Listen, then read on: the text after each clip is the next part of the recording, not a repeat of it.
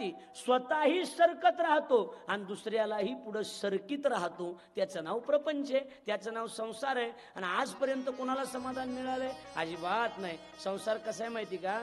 संसार असा आहे, संसार एवढा त्रास देणार आहे की त्याची सिस्टीमच सुरुवातीला सुतवितो. काय करतो? सुतविणं कळतं का तुम्हाला? बोला ना. घुलविणं तर कळत असं ना.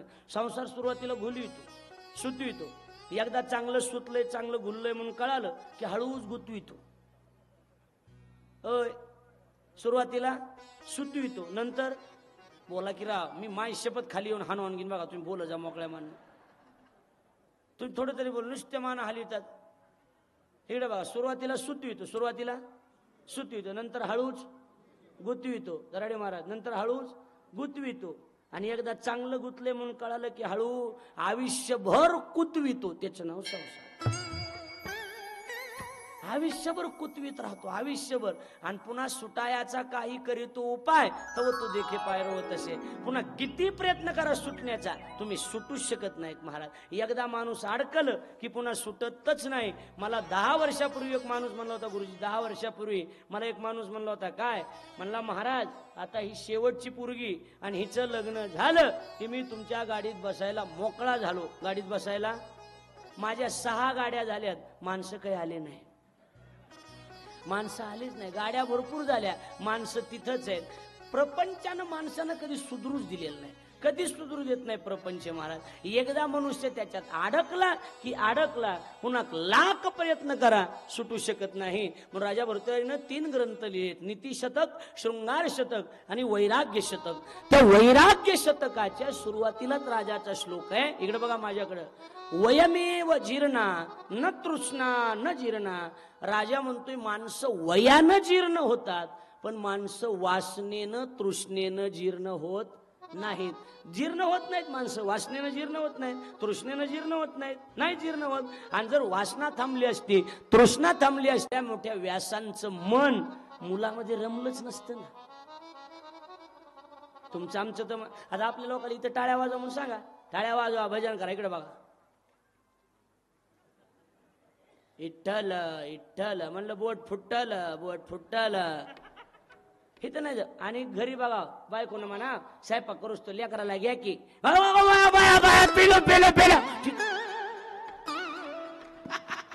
मग तिथं तर लय चलते. आणि इकडे पत्ते खेळायचे म्हणलं, इकडे नाही टाळी वाजत, तिकडे म्हणलं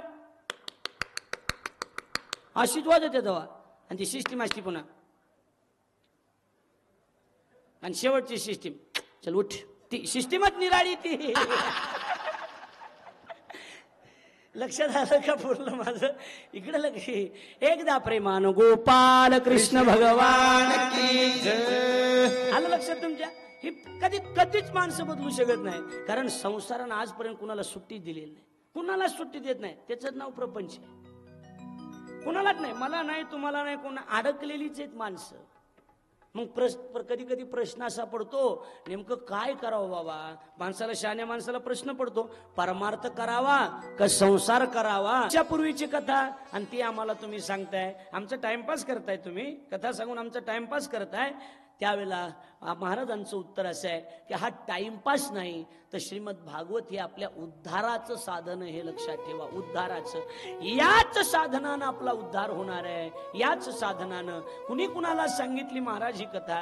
सांगितलंय मी तुम्हाला की त्या ठिकाणी व्यास महर्षींनी शुकाचार्यांना सांगितली, आणि शुकाचार्यांनी राजा परीक्षितीला सांगितली, आणि परीक्षिती राजापर्यंत ही कथा आली आणि त्याचा उद्धार झाला.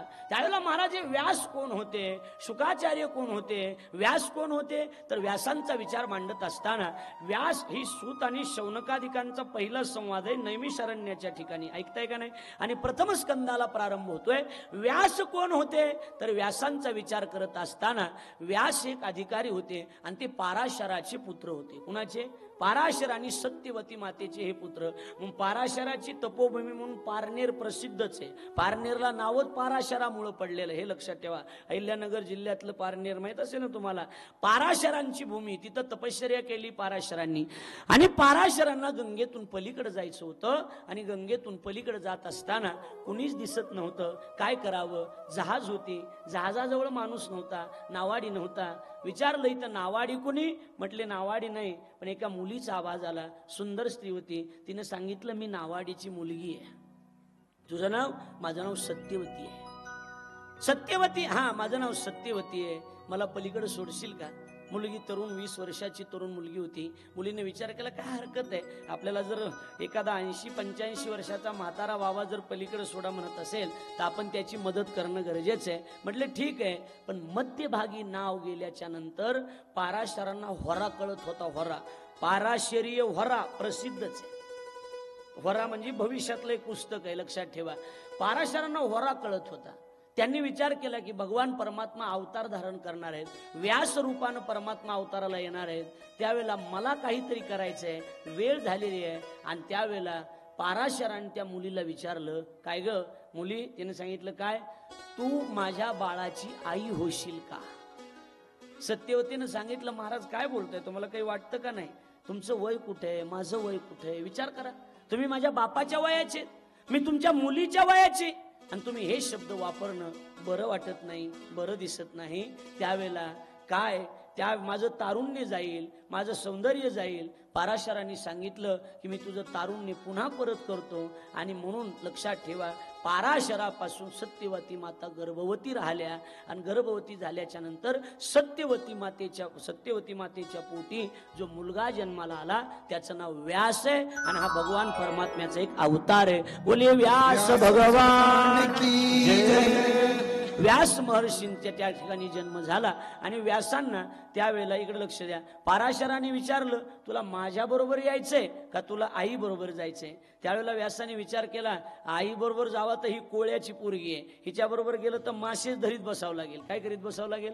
मासे धरावं लागेल. त्याच्यापेक्षा मी बापासोबत जर गेलो तर काहीतरी 4 श्लोक तरी शिकेल, अभ्यास तरी करेल. आणि व्यास पाराशरांच्या आश्रमामध्ये तपश्चर्या करण्याकरता जंगलामध्ये निघून गेले. लक्षात आलं का नाही? आणि व्यास महर्षींनी ही ग्रंथ संपदा लिहिली आणि श्रीमद भागवत नावाचा ग्रंथ आणि 18 पुराण त्याच व्यासांनी हे निर्माण केलेले, ते लक्षात ठेवा. बरं महाराज, हे व्यासांकून कुणाकडे आलं? शौनकादींचा प्रश्न आहे. तर म्हणले व्यास महर्षीकडून हे भागवत शुकाचार्यांकडे आलं, कारण शुकाचार्य हे व्यासांचे शिष्य आहेत. लक्षात आलं का नाही? आणि शुकाचार्य व्यासांचे शिष्य असल्यामुळे शुकाचार्याकडे हे ज्ञान आलं. बरं म्हणले मग आता हे शुकाचार्य कोण होते ते आम्हाला सांगा. लक्षात आलं का नाही? म्हणले शुकाचार्य फार मोठे अधिकारी होते. लक्षात आलं का नाही माझं बोलणं? बघा, अधिकारी साधू होते. एक शुकाचार्य एक महात्मे होते. आणि आईच्या पोटात शुकाचार्य किती वर्ष राहिले होते? 12 वर्ष आईच्या पोटात राहिले. 12 वर्ष. आपल्याकडे पद्धत 9 महिने 9 दिवस मुलगा मुलगी पोटामध्ये राहू शकते आईच्या, बरोबर आहे का नाही? पण शुकाचार्य महाराज 12 वर्ष आईच्या पोटात राहिले. 12 वर्ष. आणि 12 वर्ष झाल्याच्या नंतर शुकाचार्य महाराज, लक्षात घ्या, शुकाचार्यांच्या वडिलांनी त्या ठिकाणी देवाला विनंती केली, भगवान काहीतरी करा, काहीतरी करा. त्यावेळेला भगवान परमात्म्याने सूक्ष्म रूप धारण केलं आणि त्या शुकाचार्यांच्या आईच्या पोटामध्ये प्रवेश केला आणि गर्भामध्ये जाऊन विचारलं कोण आहेस तू? म्हणले मी शुक आहे. बर, शुक नाव कसं पडलं ते सांगतो. बाहेर यायचं नाही का तुला? म्हणले नाही यायचं देवा. काय यायचं नाही? बाहेर तुझी माया आहे, तुझा प्रपंच आहे आणि तुझा प्रपंच, तुझी माया आम्हाला त्रास देईल ना. देवानं सांगितलं मी आहे, काळजी करू नका, तुम्हाला माया त्रास देणार नाही. असं म्हटल्याच्या नंतर महाराज कसं तरी 12 वर्षाच्या नंतर शुकाचार्यांचा जन्म झाला. ब्राह्मणाचे पोरे एका खेळास झाले, ब्राह्मणाचे पोरे एका खेळास झाले, ब्राह्मणाचे पोरे एका खेळास झाले, ब्राह्मणाचे पोरे एका खेळास झाले. वर्ष पाहिले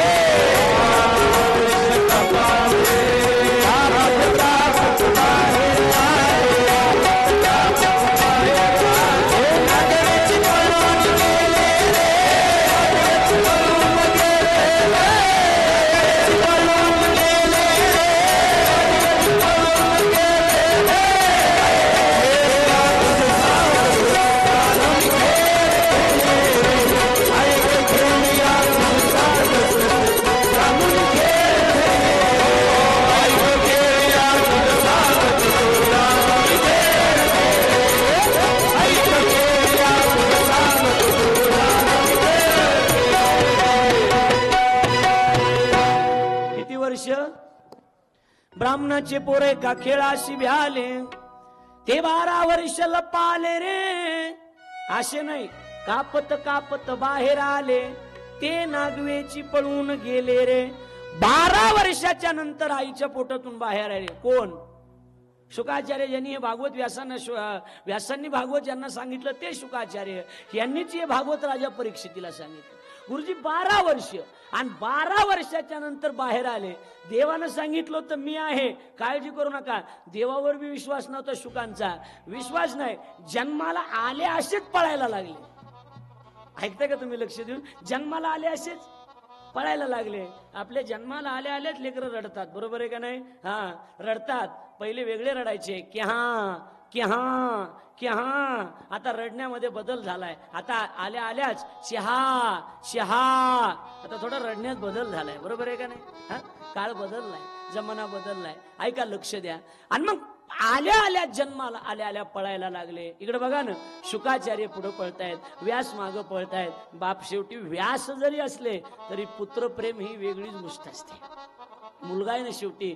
अरे थांब, म्हातारा माग व्यास. अरे थांब थांब बाळा, थांब, पुत्र प्राप्तीचा आनंद घेऊ दे बाळा, थांब थांब. पळायला लागले, घाबरलेत. व्यास माग, सुखदेव पुढं, व्यास माग, सुखदेव पुढं. ऐका, शेवटी नावच माहित नव्हतं ना काय आहे ती.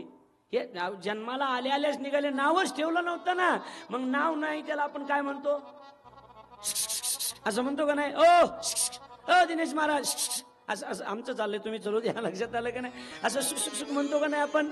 तसंच व्यास महर्षीने आवाज दिला, ए सुख सुख सुख, ए सुख सुख सुख, ए सुख सुख सुख म्हणले. त्याचं नावच सुख पडलं.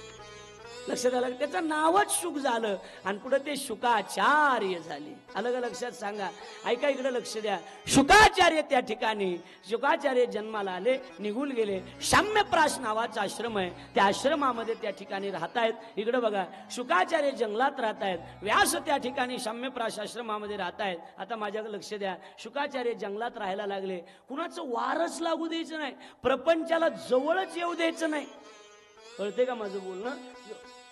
जवळ येऊ द्यायचं नाही प्रपंचाला. कारण प्रपंच त्रास देईल, प्रपंच दुःख देईल. कारण प्रपंच दुःखच देतो. कुणी उठून म्हणायचं आमचं बरं आहे म्हणून. बरं नाही, म्हणायला बरं आहे पण खरं आहे का? म्हणायला बरं आहे पण खरं नाही. मी असेल, स्टेजवर बसलेले असतील, तुम्ही खाली बसलेला असता, आपल्या प्रत्येकाच्या जीवनात प्रपंचानं थोडंफार दुःख दिलेलंच आहे. दुःख नाही असा माणूसच या जगाच्या पाठीवर नाही. आहे का सांगा बरं महाराज? प्रत्येकाच्या जीवनामध्ये काही ना काहीतरी दुःख आहे. माझ्या जीवनात दुःख आहे, तुमच्या जीवनात दुःख आहे, स्टेजवर बसलेली मंडळी त्यांच्या जीवनात सुद्धा दुःख आहे. पण एक वाक्य साहेब बोलू द्या मला, गुरुजी एक वाक्य बोलू द्या. साहेब एक वाक्य बोलतो. एखाद्या वेळेला दुःख नाही असा माणूस नाही. प्रत्येकाच्या जीवनात दुःख आहे. फरक एवढाच आहे, माझं दुःख वेगळं आहे, तुमचं दुःख वेगळं आहे, यांचं दुःख वेगळं आहे, यांचं दुःख वेगळं आहे, बाळूभाऊचं दुःख वेगळं आहे. प्रत्येकाचं दुःख वेगळं वेगळं आहे. प्रत्येकाचं दुःख वेगळं आहे. दुःख नाही असा माणूसच या जगाच्या पाठीवर नाही दादा. प्रत्येकाच्या जीवनामध्ये दुःख असतंच. फरक आहे, दुःखाचे प्रकार अनेक असतील. कुणाला कशाचं दुःख आहे, कुणाला कशाचं दुःख आहे, आहेच. कारण या जगामध्ये सुखी एकही माणूस बघायला मिळत नाही. कबीरदास महाराज म्हणतात, जो देखे सो दुखिया, जो देखे सो दुखिया बाबा, जो देखे सो दुखिया बाबा.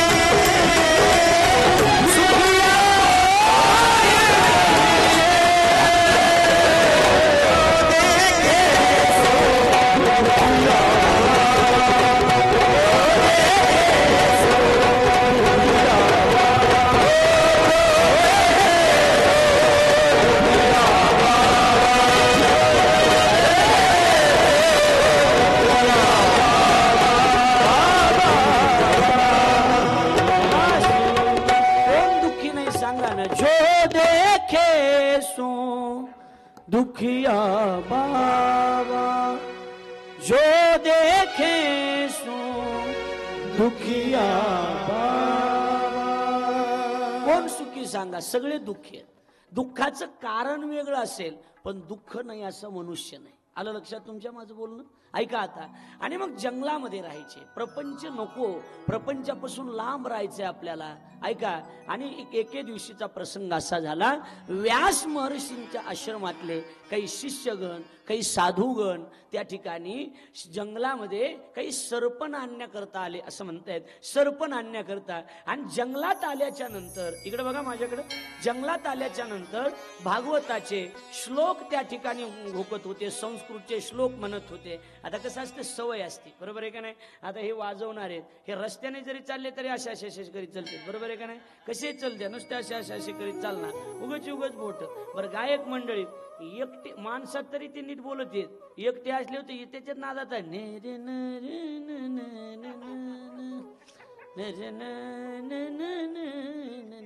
एकटेच चलतात का नाही? खरं सांगा, होय गुरुजी, बरोबर आहे का नाही? आता हे सगळ्या गायकाचे गुरुजी आहेत, लक्षात आलं का नाही? चलतात का नाही? एकटेच चलते ते, त्यांना काही घेणं नाही.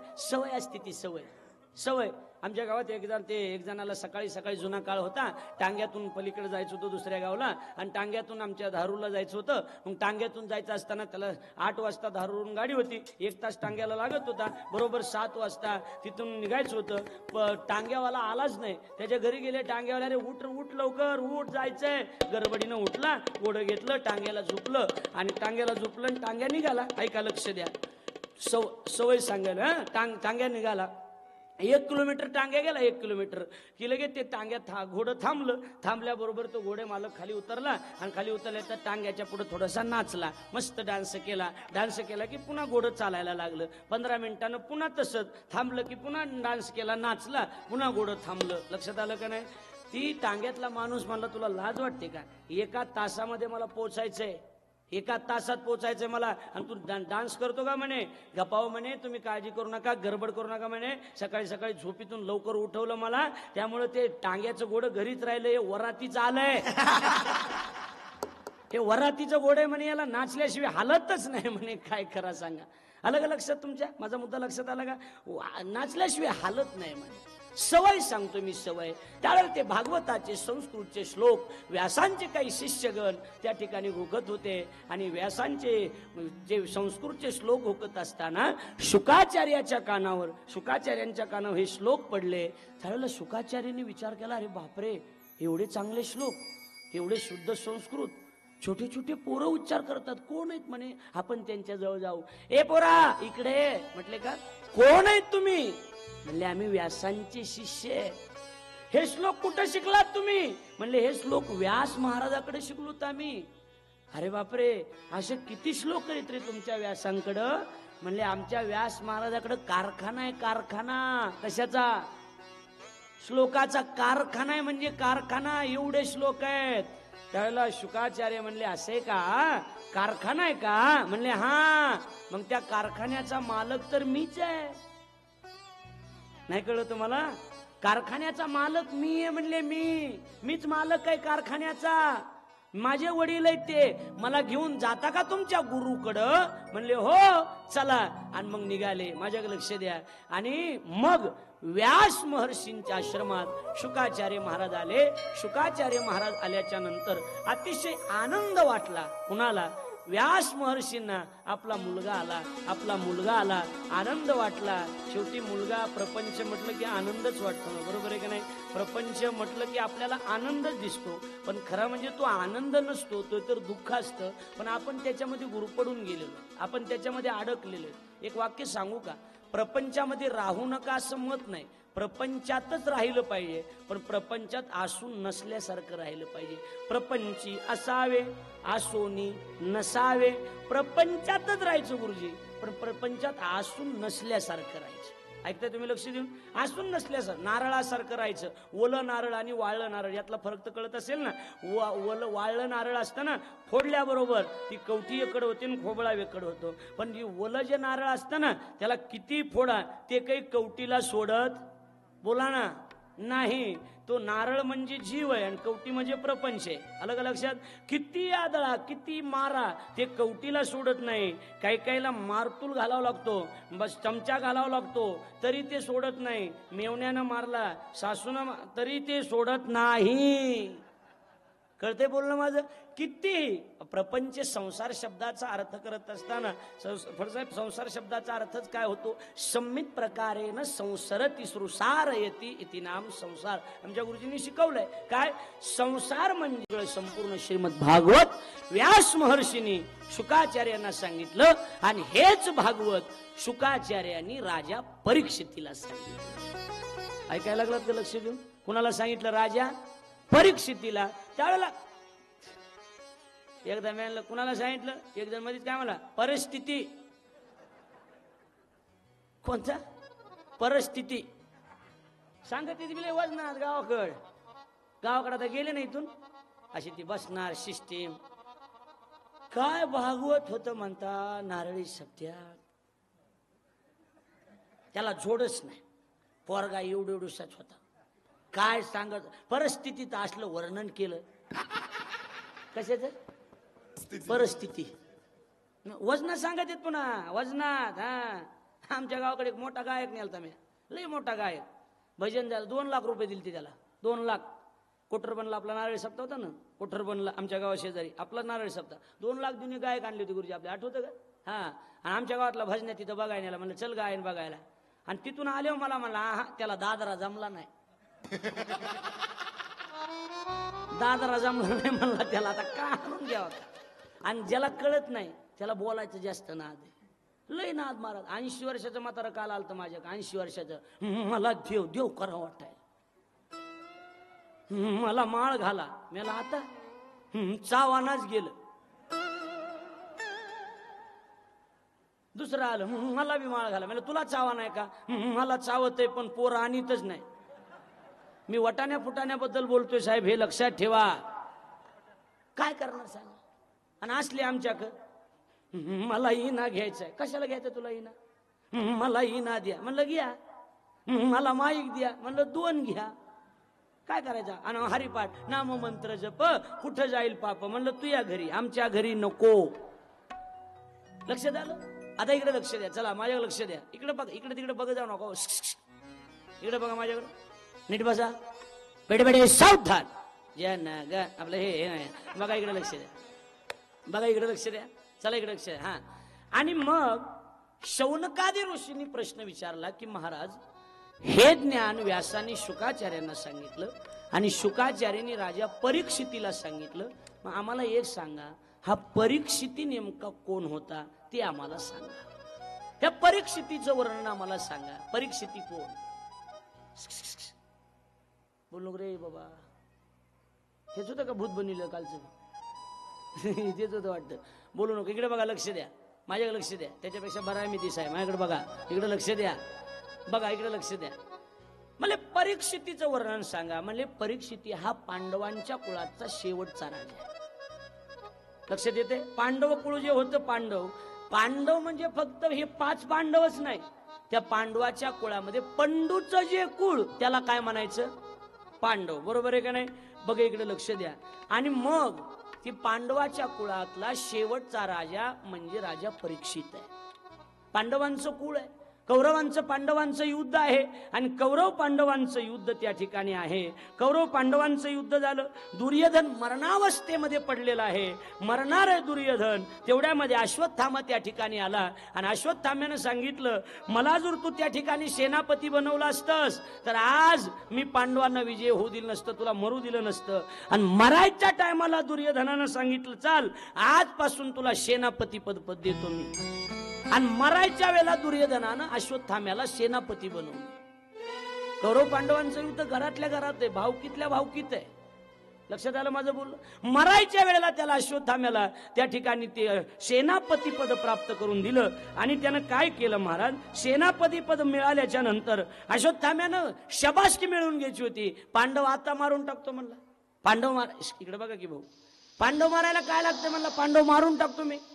भगवान परमात्म्याला ज्यावेळेला ही बातमी कळाली, ऐकताय तुम्ही, त्यावेळेला भगवान परमात्म्यानं 5 पांडवाला घेतलं, द्रौपदीला घेतलं आणि दुसऱ्या ठिकाणी निघून गेले. ऐका, इकडे लक्ष द्या माझ्याकडे. दुसऱ्या ठिकाणी निघून गेले आणि दुसऱ्या ठिकाणी निघून गेल्याच्या नंतर पण द्रौपदीची 5 मुलं त्या ठिकाणी झोपलेली होती. अश्वत्थामा आला, दिसायला एकदम पांडवांसारखे होते. अश्वत्थामा आला आणि त्या अश्वत्थाम्यानं द्रौपदीच्या 5ही मुलांना त्या ठिकाणी मारून, छोटी छोटी मुलं होती, छोट्या छोट्या लेकरांचा बळी घेतला.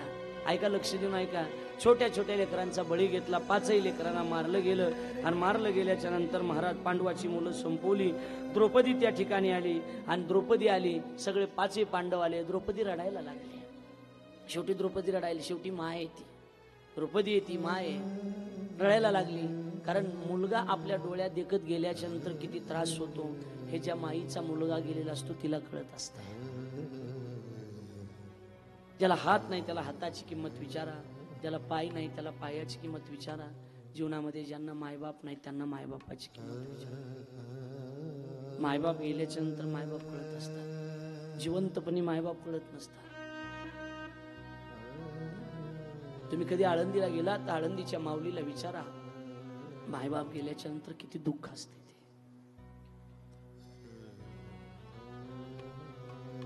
ज्या माणसाने संघर्ष घेतलेला आहे महाराज, ज्या माणसाच्या जीवनामध्ये त्रास झाले ना, तीच माणसं मोठी होत असतात. आपल्या गावठी भाषेत बोलू भाऊ, होरपळल्याशिवाय चांगलं भाजत नाही. चांगलं भाजून निघावं लागतं. चांगलं भाजून निघल्याच्या नंतर ते परिपक्व होत असते. तुम्ही मला विचारा, मी सांगतो आई वडिलाचं काय दुःख असतं ते तुम्हाला काय माहिती. मी हे भोगलेलेच आहे, मला माहिती आहे. माझं वय 30 वर्षाचं, 94चा माझा जन्म आहे. मी खूप लहान होतो, माझी आई गेली त्यावेळेला, 5 वर्षाचं होतो तेव्हा माझी आई गेली. असा दिवस जात नाही त्या दिवशी आईची आठवण रोज आठवण.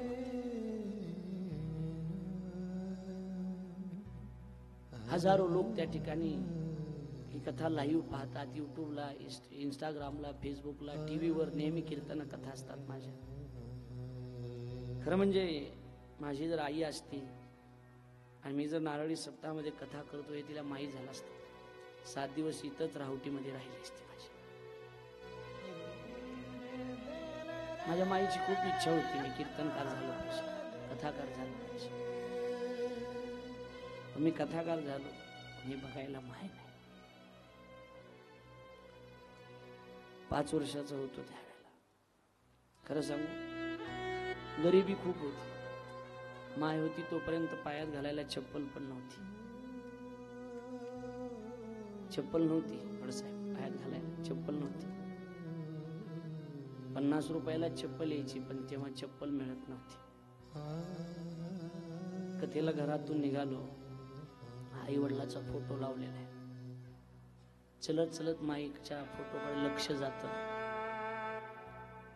हे सगळे लोक असतात, मी जाणवू देत नाही. नकळत घराच्या बाहेर पडत असताना रोज गुरुभाऊ माझ्या डोळ्यात पाणी येतं. माईचा फोटो बघितला की माईला एकच म्हणत असतो, माय तू होतीस त्यावेळेला 50 रुपयाची चप्पल नव्हती घालायला, 50 रुपयाची. आता घराच्या बाहेर पडलं की 50 लाखाची गाडी दारात उभी असते. आणि हे बघायला तू नाहीस. सगळं बघायला माय पाहिजे. माय गेल्यावरच माय कळत असते. आणि त्या माईचे मुलं गेल्याच्या नंतरच माईचं अंतकरण कसं दुखावतं हे तिला कळत असतं. द्रौपदी मातेची 5ही मुलं त्या ठिकाणी अश्वत्थाम्यानं मारून टाकले. अंतकरणाला किती दुःख झालं असेल विचार करा. आक्रोश करायला लागली, रडायला लागली. कारण जिचे पिढे बाळ प्राणतीचा विख, जीचे पिढे बाळ, जीचे पिढे बाळ, जीचे पिढे बाळ, जीचे पिढे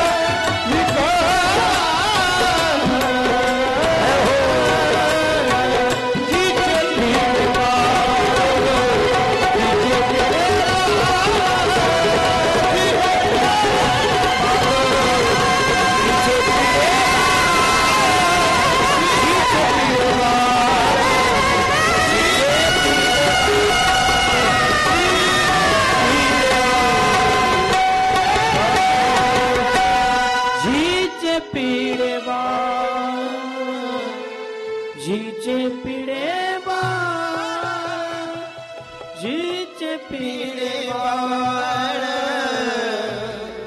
जीचे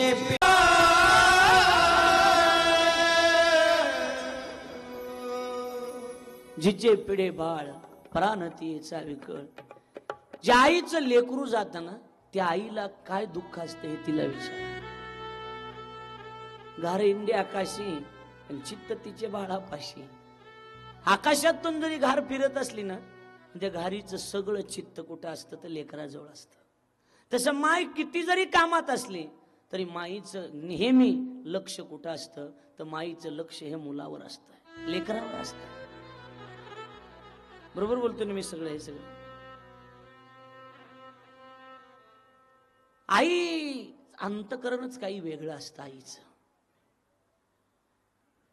अर्जुनानं त्या ठिकाणी सांगितलं, अर्जुनानं सांगितलं की यांना जर त्या ठिकाणी तुझी मुलं मारली असतील तर याला काय शिक्षा द्यायची तू सांग. याला जर तुम्हाला जिवंत मारून टाकायचं तर मी याला जिवंत सुद्धा मारून टाकू. याला जिवंत मारू का सांग. तू जर म्हणत असतील तर याला मी जिवंत मार. पण शेवटी द्रौपदी मातेचं अंतकरण हे आईचं होतं. तिने सांगितलंय तू गुरुपुत्र आहे आणि याला मारल्याच्या नंतर जर माझी मुलं मला परत भेटत असतील तर नक्की तुम्ही याला मारा. बरोबर आहे नाही. पण माझी मुलं जर मला परत मिळणार नसतील तर मग याला मारून काही उपयोग होणार नाही. याला मारू नका. ऐका ना, लक्ष द्या. याला मारू नका. याला माफ करा, त्याला सोडून द्या. आणि शेवटी त्याचा अपमानित केलं, कारण शेवटी ब्राह्मण होता. अपमानित केलं आणि अपमान जो असतो ना तो अपमान अनेक शिक्षेपेक्षा बेकार अपमान असतो.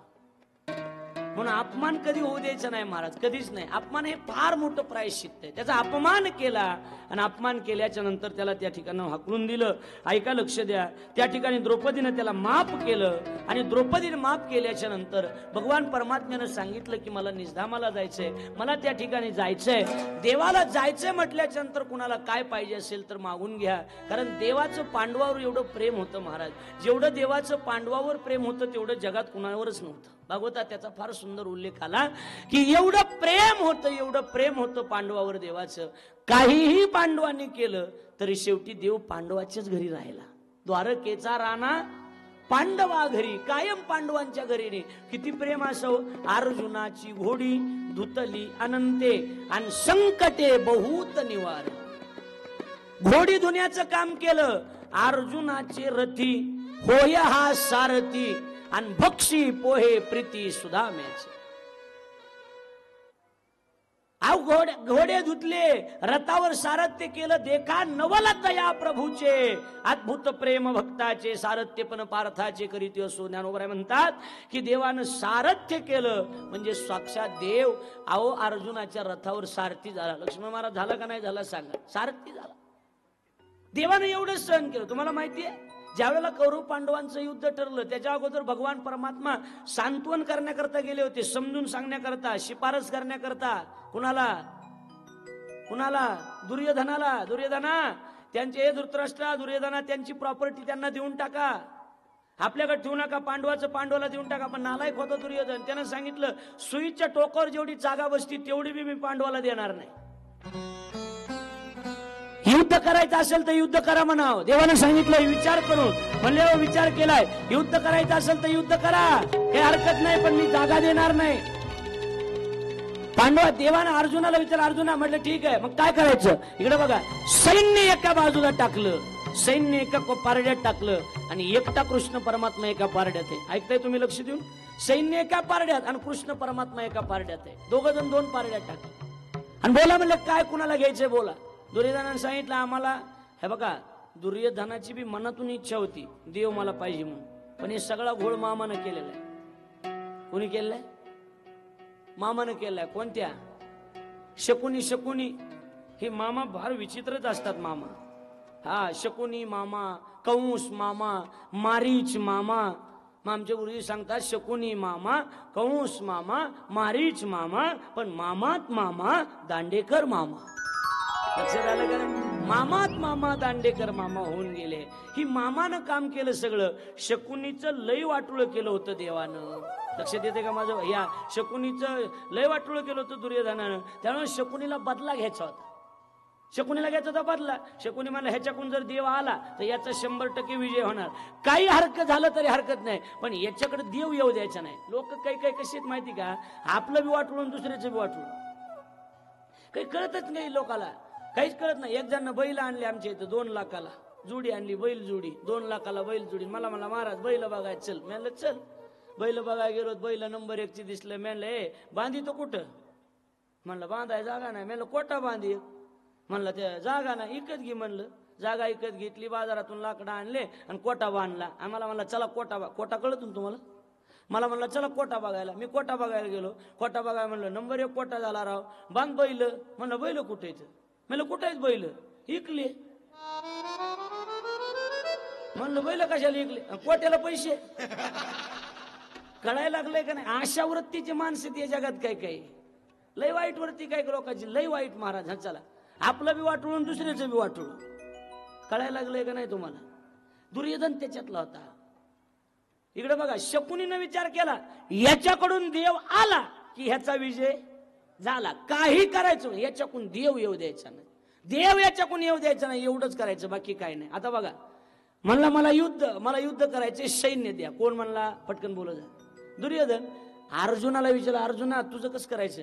अर्जुनला देवा दुनिया तिकडे चुलीत जाऊ, खालीवरी हो, फक्त एकच काम करायचं. म्हणले काय? इकडे बघा माझ्याकडे. देवा तुम्ही माझी साथ सोडू नका, तुम्ही माझ्या सोबत राहा. ऐका ना, आता लक्ष द्या. आणि मग युद्ध, मला सगळं सांगायचं नाही, भागवतात मोजका उल्लेख आला त्याचा, महाभारतात संपूर्ण युद्ध आहे. युद्ध ज्या वेळेला सुरुवात झालं त्यावेळेला बरेच बाण मारले आणि बरेच त्या ठिकाणी कौरव मेले. कौरव मेल्याच्या नंतर दुर्योधन रात्री युद्ध संपल्याच्या नंतर पितामह भीष्माचार्याच्या रावटीत गेला. अशात आपल्या कशा रावट्या मांडल्या, तसे त्या भूमीवर त्या ठिकाणी अशा रावट्या मारलेल्या होत्या. रावट्या, युद्ध जिथं झालं तिथं, त्याला कुरुक्षेत्र म्हणतात. कोणतं क्षेत्र? त्या कुरुक्षेत्रावर अशा रावट्या मारल्या होत्या. आणि भीष्माच्या रावटीजवळ गेले दुर्योधन आणि म्हणला, ओ भीष्माचार्य पितामह. म्हणले काय? आमच्या भाकरी खातात. म्हणले काय झालं मग? अहो काहीतरी करायचं ना, एक बी पांडव मेला नाही. म्हणले आम्ही 5च्या 5 आम्ही सगळेजण, आमच्यातले किती जण मरायला लागले, तुम्ही काहीतरी बघा. का मधून त्यांना सहकार्य करतात तुम्ही? जी भीष्माला वाईट वाटलं महाराज. भीष्मानं प्रतिज्ञाच केली, काय? उद्या संध्याकाळपर्यंत निष्पांडव पृथ्वी करील. सूर्य उदय झाला की पांडव, सूर्य उदय होण्याच्या अगोदर पांडव मारून टाकले. ऐकायला तर तुम्ही नाही ऐकायला? आता बघा ना, इकडे माझ्या लक्ष द्या. सकाळी तर पांडव मारून टाकणारे प्रतिज्ञा केली. कुणी? भीष्मानं. आणि प्रतिज्ञा चिल्लर माणसाची नव्हती, भीष्माची होती. भीष्माची आपल्या प्रतिज्ञा असतात. भांडणं झाल्यावर नवरा बायकोचं, चल तोंड बघत नाही तुझं, हॅल मला सांगायला लागली शहाणपणा. संध्याकाळी तर गायची दार काढाय हजर. माया देखत आमच्या एका भजण्याला हाणलं बायकोनं, माया देखत हाणलं आणि माया संग रुसून आला आणि चाललो म्हणला आता मी राहायचंच नाही. आणि 5 वाजता गावातच दिसला. मी म्हणलं का रे? हाय फटकळ पण जीव लावती. आला मग काय करायचं काय अशा माणसाचं सांगा ना. आपल्या प्रतिज्ञा असल्यात महाराज, आपल्या प्रतिज्ञेला का सवय का काय का काय अजिबात मला तुझं तोंड बघायचं नाही. हा आता माझ्या समोर सुद्धा दिसली थोबाड होऊन टाके नाही. आणि 5-6 वाढ जेवाय वाढ. आणि मला तर बोलायच नाही. मला हातात की कसं कर म्हणतो याशिवाय तरी. आता नवरा बायकोच्या भांडणाची मजाच वेगळी असते मला, लय मजा वेगळी. त्या मजेत त्याच्यासारखी मजाच कुठं नाही. नवरा बायकोचे भांडणं होत, अगं असा राग येतो, तुझं तोंड बघायचं नाही. ती म्हणते हो मला बी नाही तोंड बघायचं, मला नाही राहायचं, मला बी नाही राहायचं, मी चालले, झाले लेकरं बाळ, झाला संसार बा झाला, आता मी बी निघाले. नवरा मला जा जा शहाणपणा करायचा म्हणून गुराव इथं, चला मला नेऊन घाला बस स्टँडवर. हो चल नेऊन घालतो. मला काय आता काय नाही. माझ्या बापाने, ती म्हणली माझ्या बापाने सांगितलं ये म्हणून. म्हशीची शिंग काय म्हशीला जड असतेत का? माझा बाप आयुष्यभर मला सांभाळीन. निघाले मी. हो जा जा, मला बी नाही सांभाळाय तुला, मला बस स्टँडला नेऊन घाला. लगेच बायकोला गाडीवर बसलं, बस स्टँडवर नेऊन घातलं. बायको एसटीत बसली. हो खाली उभा राहिला. एसटीला 10 मिनिटं टाइम. ड्रायव्हर चहा प्या लागला आणि तो हिन बाय वरून सांगितलं हे खिडकी तू खाली उभा, ती वरून हे बघा मी चालले, आता चालले मी, काळजी करू नका, मला बी राहायचं नाही, तुम्हाला मला सांभाळायची इच्छा नाही, पण तुम्हाला भूक आवरत नाही. मोठ्या डब्यात शेव चिवडा करून ठुलाय, तेवढा चिवडा खात जा. शुगरच्या गोळ्या टायमाला घेत जा. बारक्या डब्यात गुलाबजाम ठुलेत, त्याला मुंग्या होत्या, गुलाबजाम खाऊन घ्या. आणि हे बघा मी माहेराला चालले, घरी कुणाला आणू नका. तुम्हाला भूक आवरत नाही, हे बघा आम्हाला लय काळजी वाटते. बायको नवरा म्हणला एवढी काळजी तर कशाला चाललीस, मी कुठं चालले, तुम्हीच जा म्हणलात, चल माघारी, चल माघारी. निघाले, त्याला काय लागेल. गोपाल कृष्ण भगवान की जय. आलं का लक्षात तुमच्या? आता ते झोपलेल्या म्हातारे उठल्या बघा 2-4 जणी, मस्त खाऊन झोपल्या होत्या. मस्त ताण नाही ना, घरी गरमत, इथं करमत, फॅन बिन लावलेत मस्त पैकी. लक्षात आलं? बघा इकडे, आता इकडे लक्ष द्या माझ्याकडे. नीट हसायचं मोकळ्या मान. दिनेश महाराज तुम्हाला प्रत्येकाला कव्हर करते, त्याच्यामुळे नीट हसत जा लक्ष देऊन. बघा इकडे आता लक्ष द्या. कुठवर आलत? भीष्मानं प्रतिज्ञा केली, बरोबर आहे? इथवर आलतो का साहेब? बरोबर आहे का? भीष्मानं प्रतिज्ञा केली. आता बघा माझ्याकडे ह्या मिनिट होते. भीष्मानं प्रतिज्ञा केली आणि भीष्मानं प्रतिज्ञा केल्यानंतर मारून टाकेन म्हणले पांडव.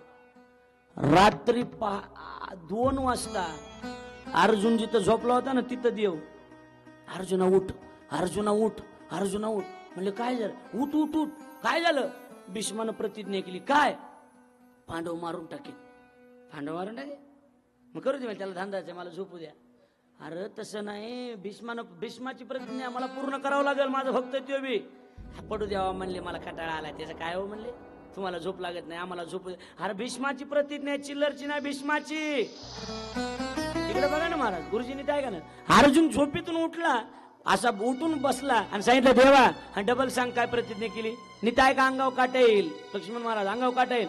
देवानं सांगितलं, भीष्म म्हणलाय उद्या सकाळपर्यंत पांडव मारून टाकेल. ऐका ना, ऐका ना. अर्जुनाचे डोळे पाण्यानं डबडबले, अर्जुनाच्या डोळ्यातून पाणी आलं आणि अर्जुन म्हणला देवा, भीष्म जर आम्हाला मारणार आहे तर मग तू काय करतोस?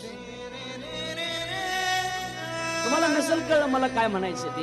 एवढी निष्ठा होती अर्जुनाची त्या देवावर. अर्जुन म्हणला, मला जर आम्हाला जर भीष्म मारणार असेल तर तू काय करतोस? बघ तुला काय करायचं. तिने अर्जुन झोपला. ऐका लक्ष दे, अर्जुन झोपला.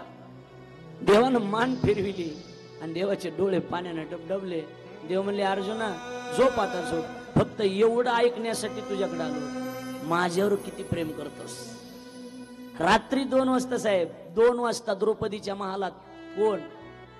श्रीकृष्ण परमात्मा. द्रौपदीला उठवलं, मेकअप कर, बांगड्या भर. आणि बाहेर पाऊस चालू होता ना, द्रौपदीला खांद्यावर घेतलं, चपला भरत्या म्हणून जगाच्या मालकानं द्रौपदी चपला हातात घेतल्या. एका हातात कंदील, एका हातात काठी, वरून गोंगडी. आणि जगाचा मालक भीष्म जिथं होती तिथं गेले पहाटे 3ला. आणि द्रौपदीला एकच सांगितलं, काम एकच करायचं, जायचं आणि भीष्माच्या पाया पडायचं, बोलायचं नाही, बांगड्या वाजवायचं आणि पाया पडायचं. बांगड्याचा आवाज वाजला आणि पाया पडली द्रौपदी पितामह भीष्माच्या. भीष्माचार्याला वाटलं दुर्योधनाचीच बायको आली काय की.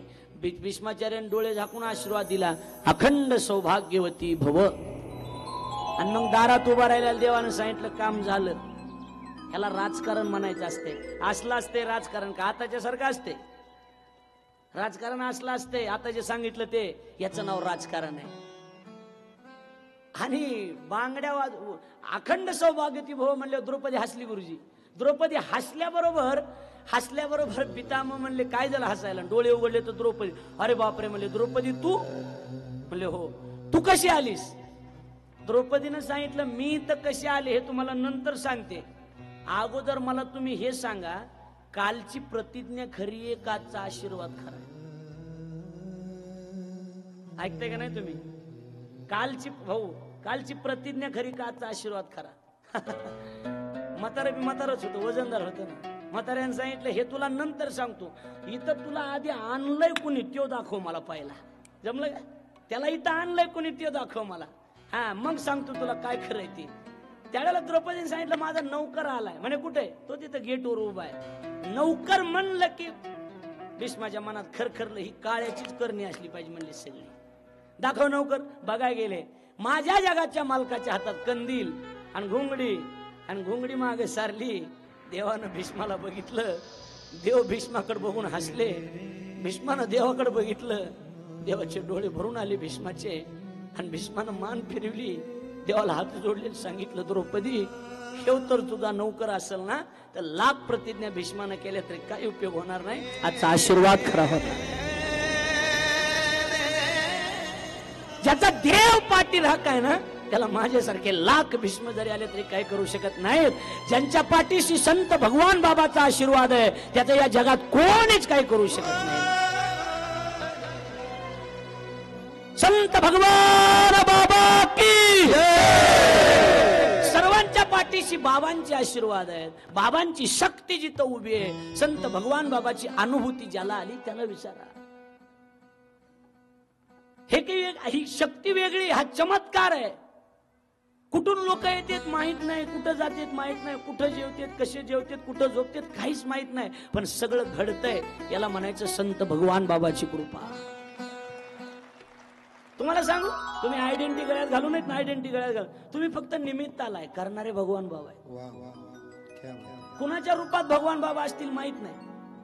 बाबा सगळं करून घेतात, फक्त निमित्त मात्र आहे. हे सगळं आपण निमित्त मात्र. गुरुहरी शास्त्रीजींनी कालच फुलं टाकले तेव्हा सांगितलं की हा एक चमत्कार आहे. 90 वर्षामध्ये असा चमत्कार कधी घडला नाही की 15 दिवसामध्ये एवढं मोठं भव्य आयोजन फक्त भगवान बाबाला माहिती की पिंपळनेरच करू शकते. म्हणून 3 ठिकाणाहून फिरून नारळ आपल्याकडे आले, 3 ठिकाणाहून. आणि सकाळी फोन, दुसऱ्या दिवशी तर सकाळी नारळ घेऊन आले. हा सगळा चमत्कार आहे आणि तो बाबांचा चमत्कार आहे, लक्षात ठेवा. आता ऐका, आता लक्ष द्या.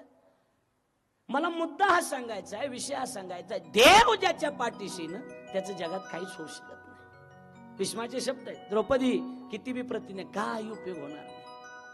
पांडवाचं रक्षण केलं देवानं, नक्की रक्षण केलं पांडवाचं. आणि त्या पांडवाच्या, याच पांडवाच्या, ज्या पांडवांच्या कुळाचं कायम देवानं रक्षण केलं, त्यांच्याच कुळातला राजा परीक्षित हा शेवटचा राजा आहे.